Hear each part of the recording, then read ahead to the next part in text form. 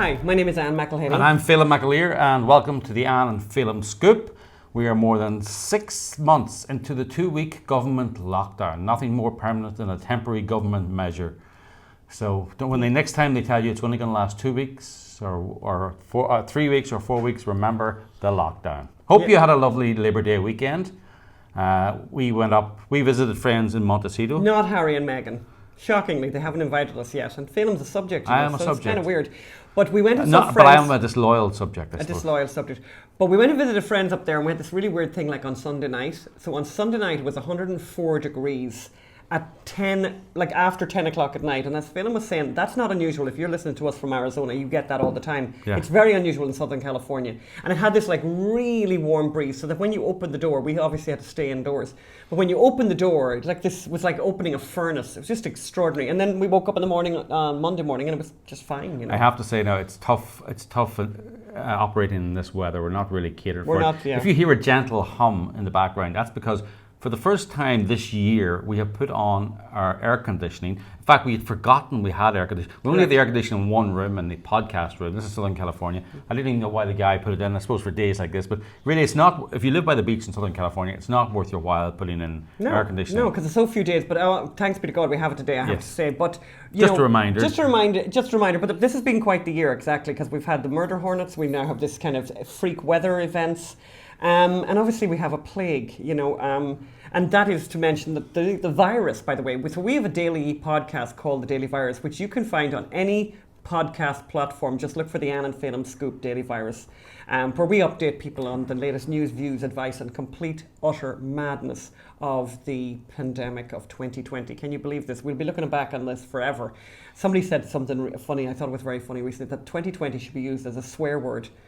What the 2020 are you doing over there? And you 2020 off with you, because it's like, it's everything pretty nasty. I'm old enough to remember when someone wrote a book in the early 90s called The End of History. There you go. So anyway, this is a very big week for us. Yeah, ObamaGate this is the opening of ObamaGate. This is the beginning of ObamaGate.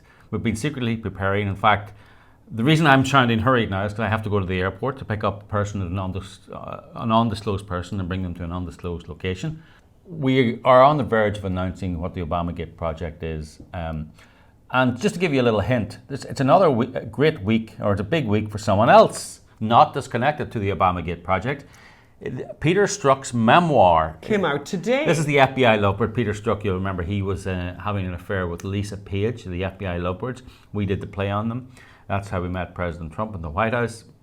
His book is coming out, Compromised. Dun, dun, and then, is that a semicolon? That's kind of I put in that colon, but anyway, it's Compromised is the title, and it's then the subheading is Counterintelligence and the Threat of Donald J. Trump. I think it's better if you say it like Compromised, Counterintelligence and the Threat of, and then you hesitate a little bit, go Donald J. Trump. It's more like a Donald J. Trump. By the way, is there? Oh, of course there is Donald Trump Jr. Yes. Okay.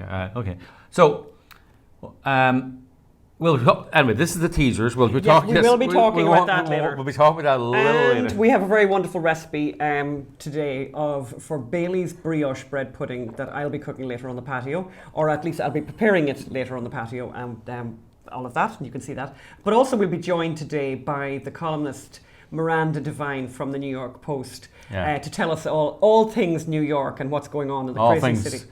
Governor Gruesome and he's out. He got out. He's very smart. He's opened the door and he doesn't care about us now boiling up because the air conditioning is now leaking.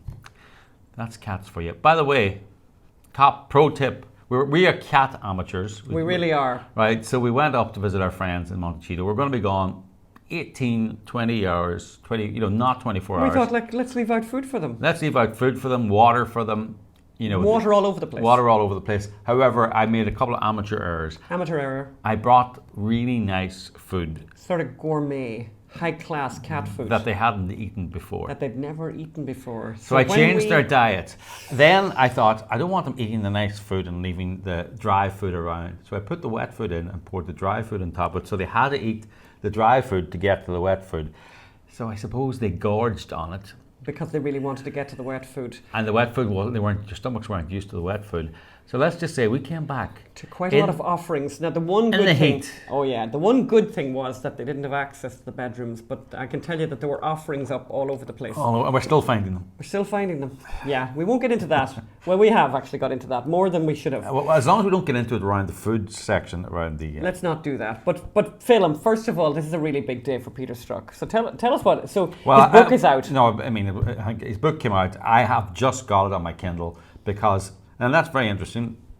And I can't tell you completely what's in it, but his strategy has been very clear. Leak the book in advance to those who helped push out the Russia hoax. And that will allow them to keep pushing out the Russia hoax. And I'm talking about journalists here, lots of friendly journalists with friendly or not very skeptical headlines. And if you're watching this on YouTube, you can see those headlines now. So I didn't get an advance copy of the book. Shocking. Molly Hemingway from The Federalist, who's a Russia expert, Andrew McCarthy from National Review, did not get John Solomon, Sarah A. Carter. They know more about the Russia hoax than anyone. They didn't get advance copies. But from reading these reviews, I can tell you one thing that's not in the book. There's not one of his anti-Trump texts. Not one. He doesn't repeat one of them or give you one of them. And actually, I was thinking about this. That's what the media is calling them, anti-Trump texts. It's wrong to call them anti-Trump texts. It's actually more accurate to describe them as conspiracy texts. This is just to give you an example of some of the quotes, right? Trump's not going to win. This is Lisa Page. They were having an affair. And as he admitted during questioning, you are at your most honest. That's right. When you're dealing with someone who you're talking to privately and you think that these messages will never be made public. So she said, Trump's not going to win, is he? She was scared. He goes, no, he's not. We'll stop it. We'll stop it. This is the head of, this is, and he also said launching the Russia investigation was an insurance policy. Launching the Russia investigation against Trump and his campaign was an insurance policy in case he got elected. He said that. He said that in a text, right to him. Yeah. And after he was elected, they fantasized about impeachment and how it would be the perfect end to his presidency. And that's just three I just pulled out of the air there. But let's remember who these people were. Like they're not. They're not just. They're not hacks for the Huffington Post or ProPublica or Daily Beast. This is the lead. He's the FBI's top counter-espionage Yeah, it's not officer. even as well like that he's an FBI officer in some field office in Arkansas, He's their top espionage officer. He was a lead investigator in the Clinton email case, and she was involved in the Clinton email case. Yeah. He started and led the Trump-Russia investigation. And don't forget this, Trump interviewed Flynn. And then the two of them, and we have the emails and the text messages now, spent days and weeks editing the 302s of the interviews, right?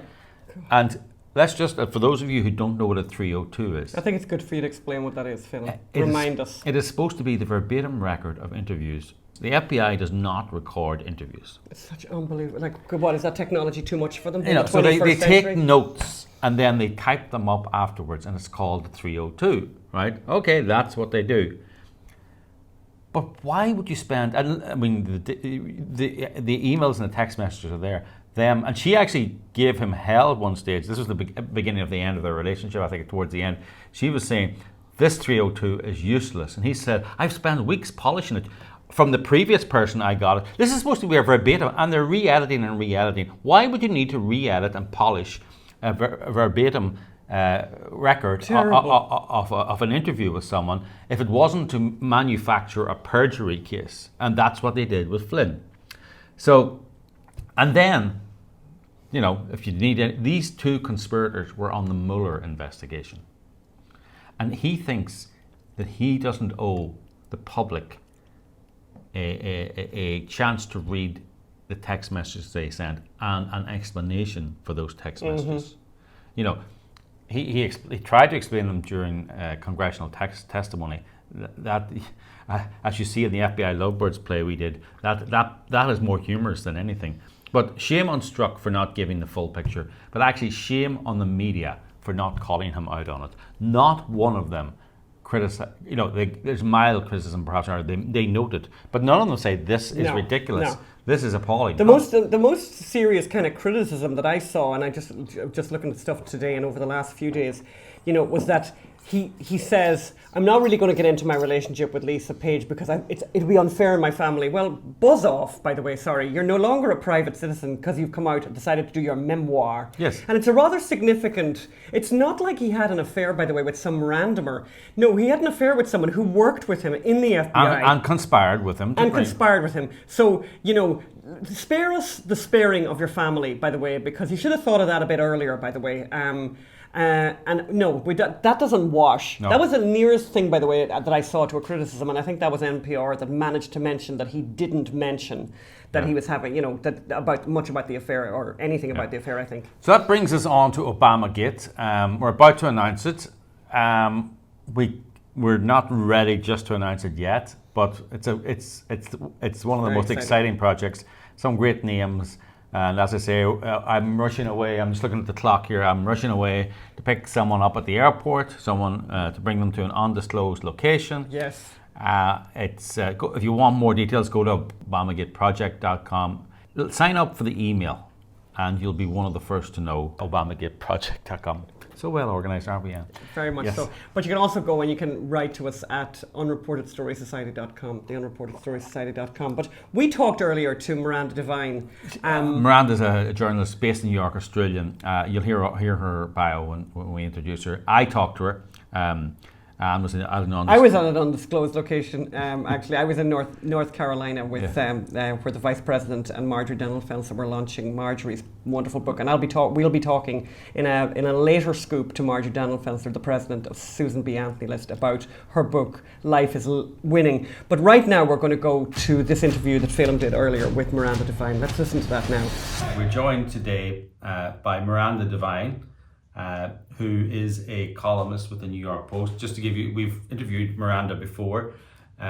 We first encountered Miranda when our documentary Mind Your Own Business was touring in Australia. She was very kind. We landed in Australia and we to a full page, I think in the Sydney Morning Herald. Miranda loved the documentary. So a little bit of background: she's an Australian columnist and writer. Her columns have appeared in almost every Australian newspaper. She is hated she's a bit of an international journalist and therefore is hated by the left in at least 3 continents. So I think that's a recommendation that speaks for itself. We would be so happy to have someone like that on the show. So welcome to the Anne and Phelim Scoop. I just want to play a tape here, and you're very aware of it, I'm sure, of the lady who was arrested in your home country, in Australia, for putting out a Facebook post. Let's play that tape. You're under arrest in relation to incitement. Incitement? What's that? What on earth? Excuse me, what on earth? Just put your phone down. Can you record this? I'm in my pajamas. What's this? I have an ultrasound in an hour. Yeah, she's pregnant, so... I'll take it easy. What's this about? But I have an ultrasound Just let me finish. in an hour. Let me finish and I'll explain. It's in relation to a Facebook post, in relation to a lockdown protest you put on for Saturday. Yeah, and I wasn't breaking any laws by doing that. You are actually. You are breaking the law. That's why I'm arresting you, in relation to incitement. How can you arrest her? That's... In front of my 2 children. So that tape, Amanda, tell us about it. Tell us how that makes you feel. Well, I mean, it's embarrassing. It's Australia's national pride there on the line. And I'm sort of shocked that my fellow Australians are so docile in the face of that kind of tyranny. And that's all you can call it. The police officer has barged into a pregnant woman's home, handcuffed her in front of her small children. And she asks, what have I done wrong? And what she's done wrong is make a Facebook post. Mm-hmm. And it's just all about a peaceful protest in a nearby town, which is not under the same draconian lockdown rules that Melbourne is at the moment, because they've had an outbreak of COVID. And for that, she's then hauled away and taken to the police station and then released on bail, like she's a criminal. And yet the same police in Victoria, in Australia, allowed these BLM protests to go ahead, ignoring all social distancing rules, after which 2 weeks later, there was an outbreak of COVID. But of course, no one is allowed to link those two.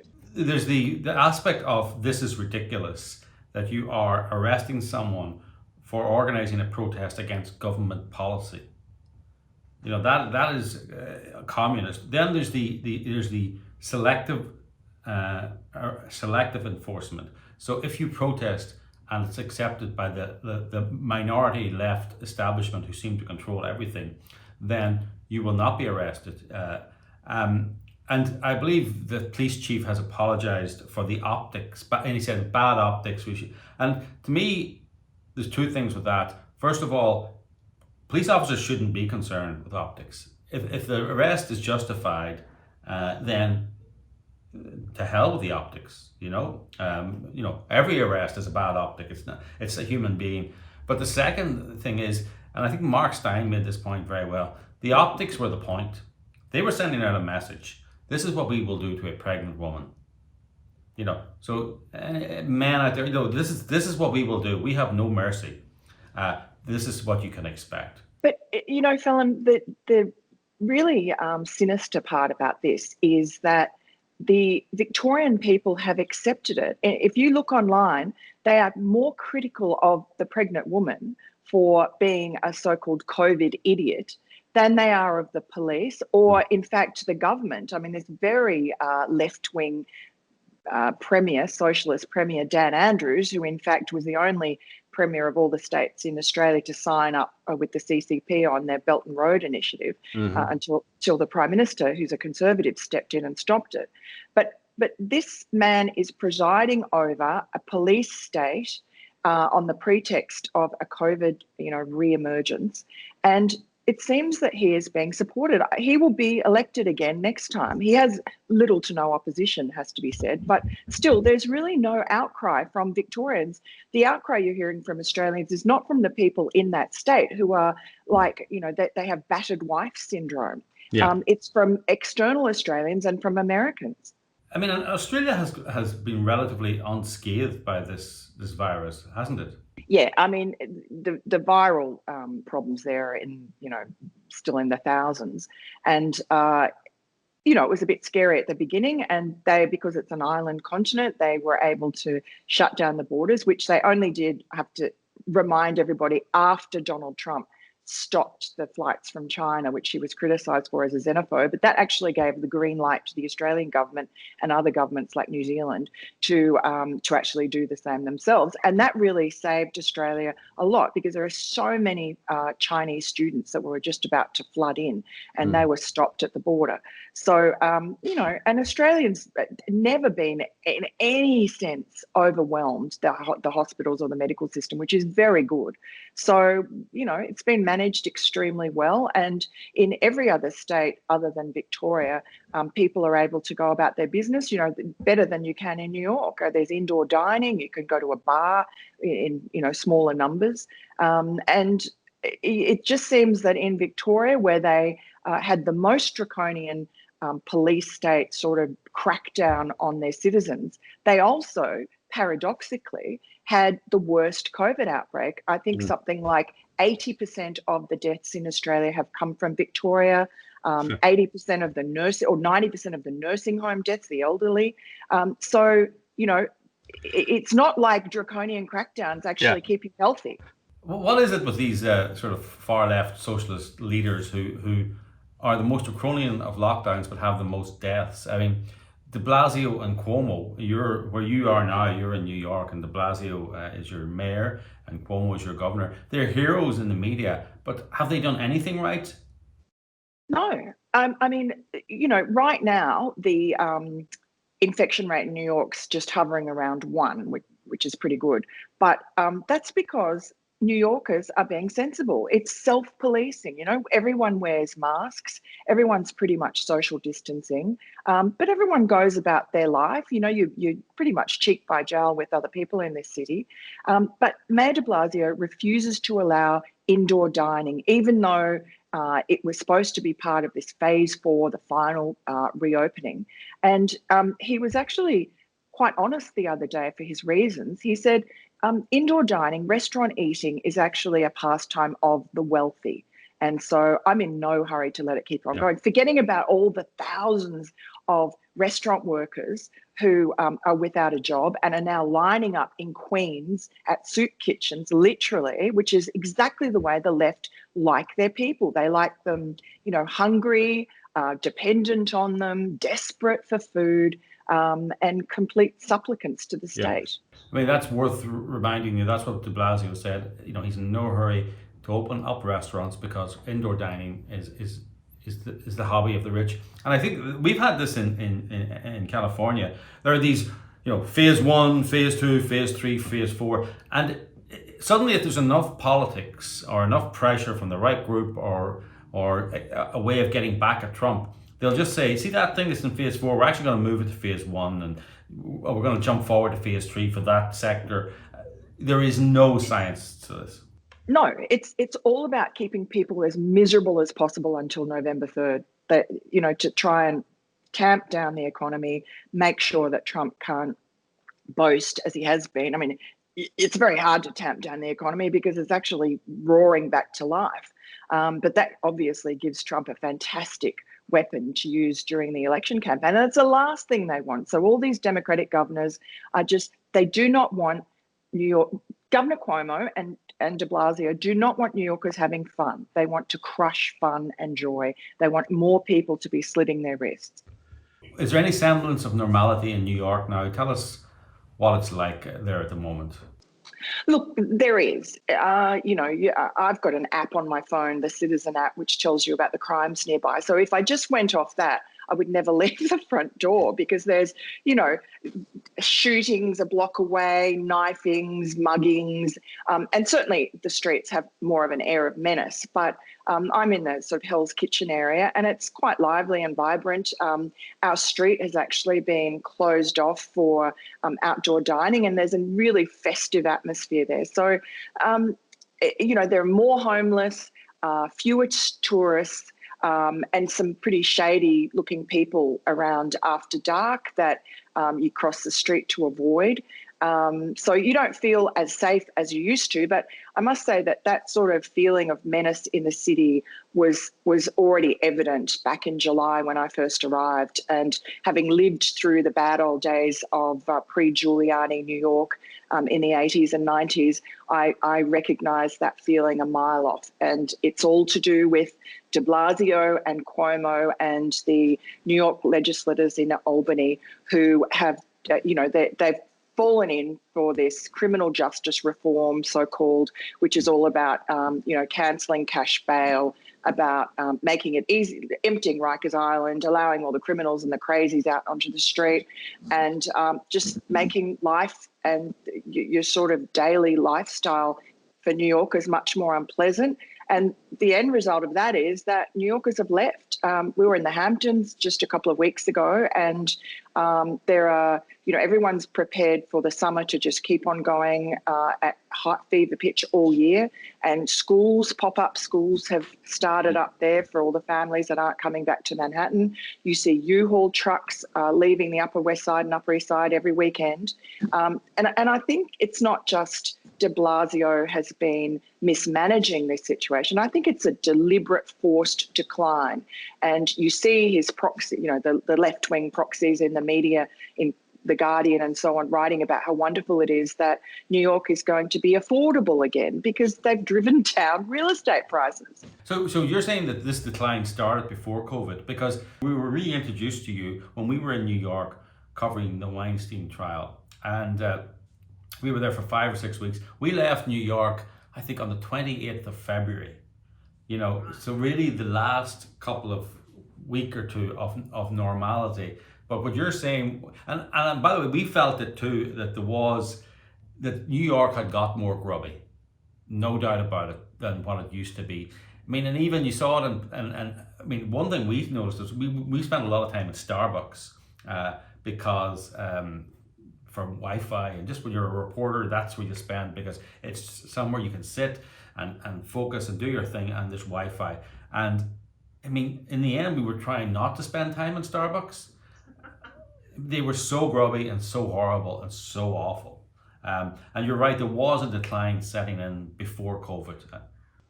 Well, look, last summer when I arrived was just the peak of anti-police protests, and it was all ostensibly about a illegal cigarette seller called Eric Garner, who resisted arrest and died during the arrest. The police were all found to be not guilty of anything, but he was a very large, unhealthy man. It was an unfortunate, and it was all caught on camera, and so he's been added to the pantheon of black victims of policing in America, and so that was already really on foot. At the time, all that people were doing were every time the NYPD turned up to do something, arrest somebody, people would throw water on them. So that was just a sign of disrespect. But they were then caught on video, and the NYPD didn't fight back. They were sort of meek and mild and looked already to be sort of broken, not like the mighty, New York's finest, as we always thought of them, quite fierce. And then it turned into throwing rocks and bottles at them. And this wasn't really seemingly organized. Then there were the subway jumpers. So you'd have these great flash mobs of people would run through the subways and leap over the turnstiles to just prevent the police from being able to do, that sort of broken windows policing, which is you stop those small crimes where they start.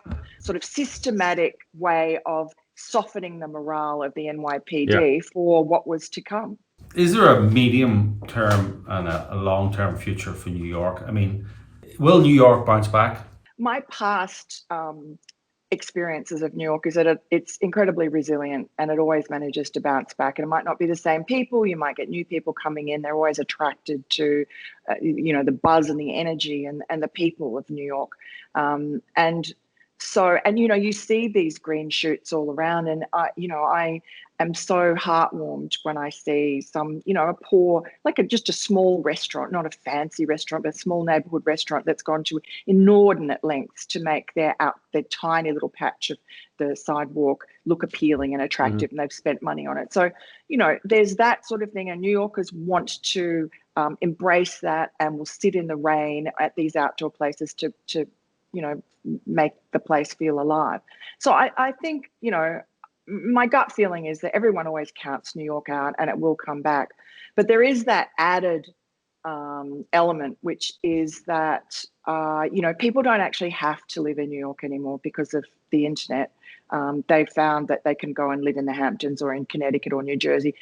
Connecticut or New Jersey escape, or even Arizona, escape the terrible state and local city taxes here, which I think are worse than California. But so maybe that will hollow out New York.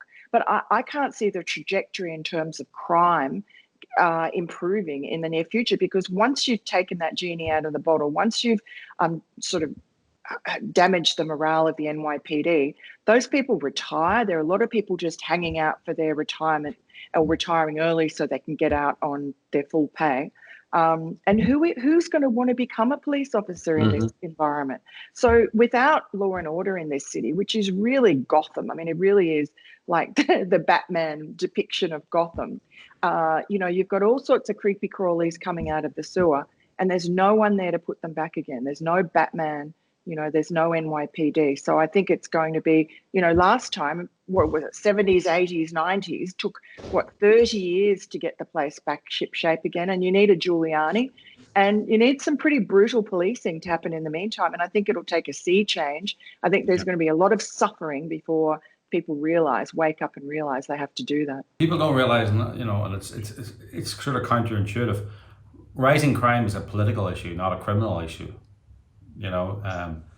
It's all about criminals being crime. So much crime is crime of opportunity, and if you ain't got the opportunity because you're locked up or because the punishment is too severe, then criminals will do something else. Well, exactly, and they've pretty much emptied Rikers Island, and there's a terrible mental illness problem in New York, and ironically, one of the best places to be treated is in Rikers Island. A lot of mentally ill people are there. Seems very unfair, but at least they're getting treatment. At least they're getting medication. 3 square meals and a warm place to sleep. At the moment, you just see them wandering the streets. They're poor lost souls. I don't know whether they're on drugs or just mad, and it's Yeah. tragic. Anything bipartisan people should always avoid, and there was a bipartisan urge to and a movement to empty the asylums back in the 70s and 80s, and it was really unfair on a lot of people, and they blame Reagan for it, but Reagan didn't. It was a congressional, it was a bipartisan, and he signed the legislation because that was the cool thing to do. But you know, people, sometimes people need asylum. People need asylum from them, and people need asylum from their mental illness. And you know, and we've done a lot of work in the past about the institutionalization of children, and institutionalization is a very generally not a good thing, a bad thing. But sometimes adults need to be institutionalized for treatment. So I mean, and just what you're saying there, I mean, we're not so bad here in Venice, California, but up in Hollywood, I was up there in Hollywood the other day, and I talked to some people who live there but who are moving out immediately. So Hollywood had a lot of tourists. It had a lot of offices too. It doesn't have either of those, and the only thing it has now are zombie mentally ill people. I mean, and I don't mean that in a nasty way. I mean, that's the feeling. You're walking around and these mentally ill people are wandering around also. And then there was several months, it was the zombie mentally ill people and the Black Lives Matter people. That was the only people when you walk out your door in Hollywood. And it's a very worrying, scary place. Like, Hollywood was a bit, New York in the 80s, even the best of the times, you know, it hadn't got through that gentrification, though it was getting a little bit better. So you know, these places are scary places now, and New York needs to be careful about that. It's also, I mean, it's very hard sometimes to discern between the mentally ill and the drug addicted, because they're both exhibit the same traits. They're both zombies, and you know, right in Times Square now, which you know, used to be the tourist hotspot. There are all sorts of lovely places to sit down and, you know, have a picnic or just sit on the bench and watch the passing parade, and they're just all clogged up now with people shooting up openly. And I don't know whether they are living in the homeless hotels, because de Blasio's put thousands, tens of thousands of people into, you know, prime hotels. These are his donors, the hotel owners. And so he's at the cost to the city or to the federal government. I don't know who's paying for it, but it's $220 a night or so. And they just room these people in single rooms by themselves, which I can't see as a very good way of, you know, looking after someone who's mentally ill or a drug addict. And you know, the hotels, they try and keep it quiet, but as you walk past them, you see on the other side of the road just a bunch of drug dealers. So they're just waiting for their marks to come out of the hotels. Everybody knows what's going on. It's just, it's like you're just keeping these people zombified to keep them, you know, easy to manage, I guess. Yeah. And also de Blasio's put these people, a lot of them are sex offenders and have all sorts of violent offences in their past, and sex offences against children, has put them into the Upper West Side, which is probably, you know, the most family-oriented part of New York. So the New York economy is a mess now. Maybe it'll come back, but the country's economy is a mess. And you know, from New York, the center, you know, a lot of the economic center, in some ways a political center too, a finance center. Does this not make it very difficult for Donald Trump to get re-elected? You know, the Trump economy exists no longer. I don't think so, because for one thing, I mean, America's a tale of multiple economies. For every state, it's different. And also, you just saw the jobless numbers the other day. And I mean, the unemployment rate is 8.34, I think, or something around that, under 9%. You know, there was talk among economists that if it got down below 10 before the election, that was a huge coup for Donald Trump. And, you know, it's only September, and we're seeing an 8-point-something unemployment rate. The Trump keeps on talking about the V recovery, and certainly the stock market is doing that. Apparently wage growth is up. It's a remarkable thing that Americans, like the American people, are actually getting back on their feet and living with the virus. I think most people, after the initial shock in March and April and May and all those deaths, most of which, or a huge proportion of them were in New York, they've managed to sort of say, okay, well, I'm going to take a managed risk. I'll wear a mask or I'll social distance and all the other things that we do. But, I'm not going to just sit inside. I'm going to go out and live my life. And if government will just get off my back and allow me to open my hair salon or my restaurant, then I leave me to do what I do best and let the people make the decision about whether they want to take the risk. You're not allowed here in California. You weren't allowed to open your salon unless Nancy Pelosi wanted to blow out. I know. Isn't that just priceless? What a great depiction of the hypocrisy of the Democratic establishment. Yeah, we should send the cops around to arrest her. Actually, I mean, seriously.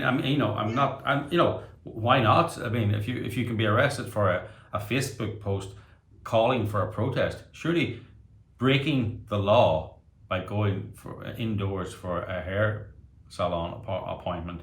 I mean, I think the Constitution would say it's more important that protest is allowed than a blowout. And I know a blowout's an important part of a beauty routine.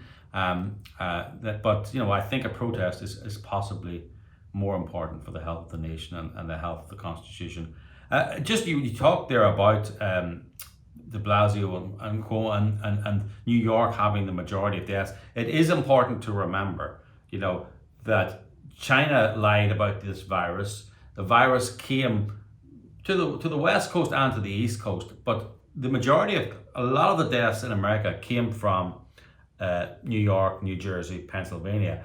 But a lot of those deaths came from nursing homes because the leaders of those states mandated that infected people were not sent to the hospital ships, were not sent to the Javits Center, were not isolated, but were sent back into nursing homes to infect the most vulnerable people of their communities. And they basically sent these super spreaders into the most vulnerable people of all. This is a virus that it kills old people. So you send infected people back into old people's homes. And this is a perfect example of how Trump derangement syndrome is deadly. There's no reason possible that Andrew Cuomo would not have allowed those sick people to go onto either the hospital ship, USS Comfort, which was lying empty pretty much, or the Javits Center. Both had been built by the federal government, but instead he forced nursing homes. He put out a memo in March saying that nursing homes had to take COVID positive patients and should not even test them. And so these nursing homes, a lot of them said, please, we can't handle these people. We don't have enough, protective gear. I mean, at that stage, remember, there was a real shortage of the gloves and masks and that equipment. They didn't have that. They weren't geared up for that. These nursing homes have got very low wage staff. And they run on very cheap margins, often with Medicare. Yeah. And so you had these elderly people, and a lot of them veterans of war. I mean, beloved grandmothers and grandparents who were given a death sentence. And Cuomo himself said that this virus just went like wildfire through these nursing homes. And what makes it even more reprehensible is he refused ever to take responsibility for it. First of all, he denied it. Then he lied and said that they were under orders from the federal government, which was not true and proven not to be true. And no other state did it. And you also had nursing home whistleblowers saying we didn't want to take these people, but they were, of course, terrified because Cuomo is so punitive. They thought that they might lose their licenses.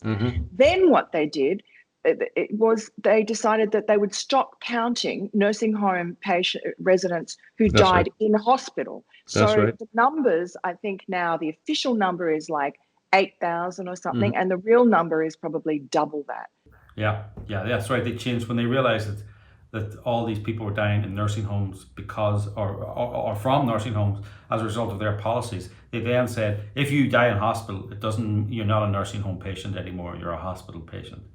Amazing. Maybe we'll have an explanation about this from Cuomo in his book on leadership that's going to come out in October.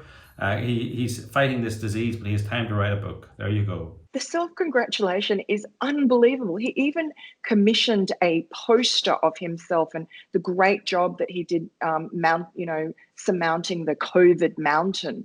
And he had, little cartoon pictures of his daughters and his dog, and I think he's one of his daughter's boyfriend. The whole COVID thing just became a stage for him to preen and make himself into the love gov with all these ridiculous New York women living at home in their apartments, swooning and falling in love with him. Not just New York, there was a few of them here as well. I know them, and it's tough. It's tough. It shows, to me, the primal urge of women to be attracted to a strong man at times of peril. And even if that strong man is the cause of your misery, we are sort of hardwired to be attracted to that. And he's taken full advantage of that. I think this book is his presidential manifesto. Actually, he's looking for the next 2024. Michelle Obama and Michelle. Oh, you think Michelle's going to run? That's what I'm told. The Dems would love to happen. Have you been? Her podcasts are appalling. But one thing she has got right, she knows how to pronounce Latino. Let's hear Michelle Obama pronounce Latino. Say it. It's not. You don't say Paris. You don't say Moscova. You're not supposed to pronounce these words in the Spanish language. You're not supposed to. It's Puerto Rico. It's Latino. It's just this virtue signaling. So she's definitely high. And her podcast has been awful. Everything that's ever happened to her now, she's reimagined and reinterpreted through a racist lens. Like a woman cut in front of her and her daughter in an ice cream parlor, and that was racist. I know. This is a woman who is, one of the most privileged 1% in America. She lives in a $10 million mansion in Martha's Vineyard. She went to Princeton. She married a Harvard graduate. She was the first lady. She's been on the front cover of every magazine on the planet, unlike Melania. A model, and dresses beautifully in American designer clothes and has been snubbed completely.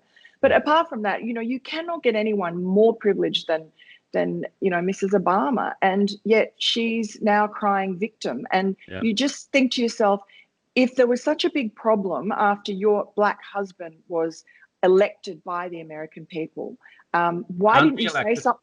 And re-elected, why didn't you say something about that in the 8 years? Why didn't you do something about that? Because everybody knows that the real problem in the black community is the underclass of fatherless boys growing up in public housing and not getting decent schooling. And of course, who are they going to join with? But other gangbangers that give them some sort of family structure, some sort of paternal sort of formation in their lives.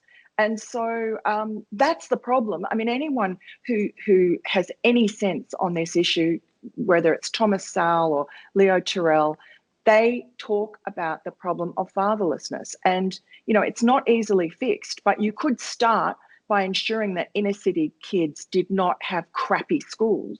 And in fact, that's what that Trump is trying to do, is allow school choice and charter schools, which actually are these sort of private public schools that kids can actually, that aren't beholden to the corrupt, awful teachers unions, where children can go and actually learn to read and write and then make their way in this society like everyone else does on their merit. Well, we could talk all day about this, Miranda, but we have to go now. Thank you very much for your time, and please keep us in the loop about New York. I think we'll come back to you. Oh, and the cat has decided to make an appearance. Oh, hello, meow. Top Cat says goodbye, and we say goodbye. Okay. Well, that was a great film. Yeah. It's great. It's just great to hear from Miranda. She's basically, one of the things I think is that New York isn't, she thinks it's going to come back, right? She's not as pessimistic as she was, right? But tourists are going to. New York was a tourist town. It was a finance town, a theatre town, and a theatre town. So the tourists are not there, and will they come back? That's an open question. Finance can now. The internet is a wonderful thing, and so people have discovered they can work from Connecticut or New Jersey. Somewhere safer. And then the theatre, it's not coming back. Like nobody, Not anytime soon. Not anytime soon. So the issue then is a bit like Hollywood and our friends up in Hollywood. You're left with a city that has. You leave you work from home because you work from home. You go out the door, and the only people at your door are zombie homeless or Black Lives Matter. I mean. Black Lives Matter activists. Leapholes. I mean, have you seen what they've done to people dining in Rochester, dining in DC? These are terrible videos that you can see all over the internet of people being terrorized, sitting having a meal, sitting outside. Let's play those videos, actually. Let's play some of that, just a few seconds of it, just to remind people.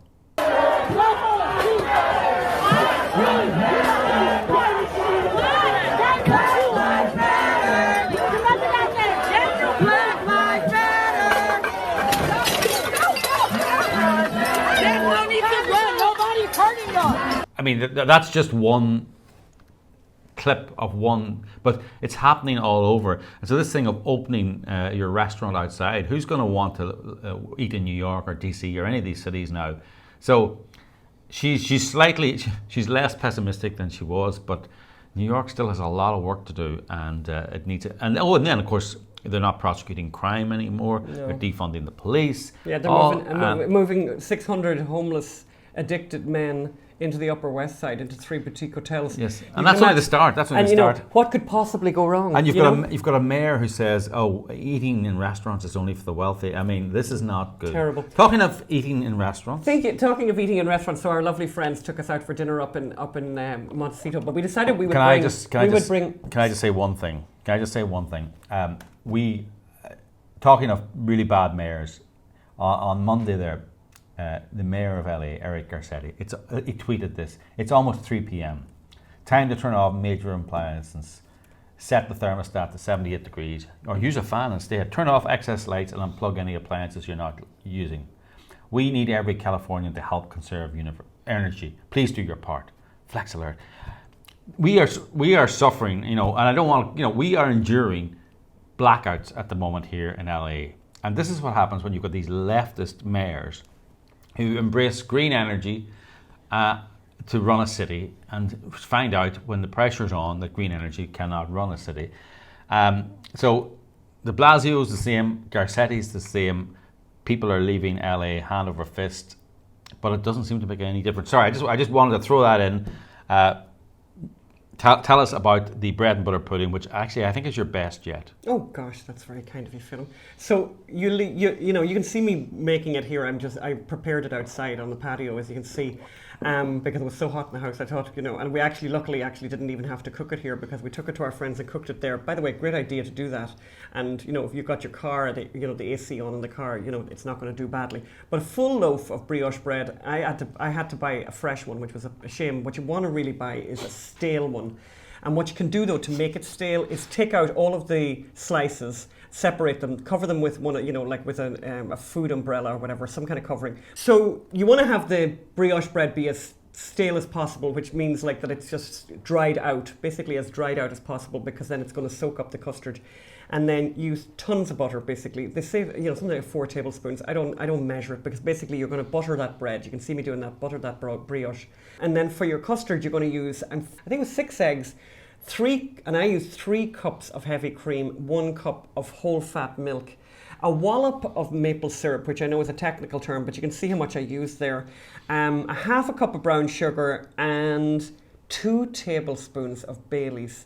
And yum, yum, yum, yum. So, and then push that down. When you lay it out, we lay the bread out in the pan. Yes. Yeah, yes. Overlapping, in a kind of an overlapping pattern. You saw the way we're doing it there. Why does it have to be overlapping? Can you not throw it in or? Well, it's kind of nice to make it look. I mean, you can do whatever you like. By the way, you could also cut that bread up really, really small into small pieces. It kind of doesn't matter. I tried to do that just to make it slightly decorative. And you see, then you pour that egg mixture, the egg custard mixture. You pour that over the bread, push it down so that everything gets soaks up that stuff. And then what we did was we popped it into the fridge. And you can even leave that overnight, by the way. And then you want to put that into an oven, 350. We actually used it.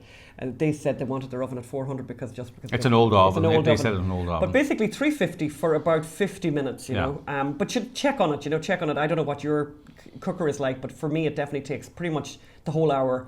Uncovered, by the way, I would have that uncovered, and it's serve that with vanilla ice cream. We So good. we broiled it at the end a little bit. That's just nice. Yeah, that's a brown really it. nice idea. Yeah. Would you recommend that? Or I would. No, I totally would recommend that, but just be careful because yeah, I almost overbroiled it. So I Yes. mean, I'd almost say don't broil it because the chances of you burning it are very high. and it's just going to puff up, and it's going to be just delicious, and you're going to get that little small hint of the Baileys. The alcohol will have all burnt off, but you just get the slight hint of that, and it's just yum yum yum yum. Yes. And the brioche, I think, was a good. Oh, you think it was one of the best? I think it's one of the best. Yeah. Oh, that's very happy to hear that, Phelim. But yes, we had a very nice dinner out, but then we came back and had just about 1,000 calories each. It was a lot. Now. But anyway, we slept like the dead. I tell you that for sure. But anyway, this is a big week for us, as we said earlier. But we're looking forward to keep tuned in because we have loads and loads of fun information about ObamaGate and how you can help us make this happen. It's really important, that you help us because this story needs to be known, and we are the only entertaining venue to tell this story. Yeah. Everyone else is telling it in white papers, they're doing journalism, and we're telling it with journalism, but entertaining in an entertaining format. Yeah. So watch this space. Watch the space. Thanks Bye. so much. See you soon. Bye.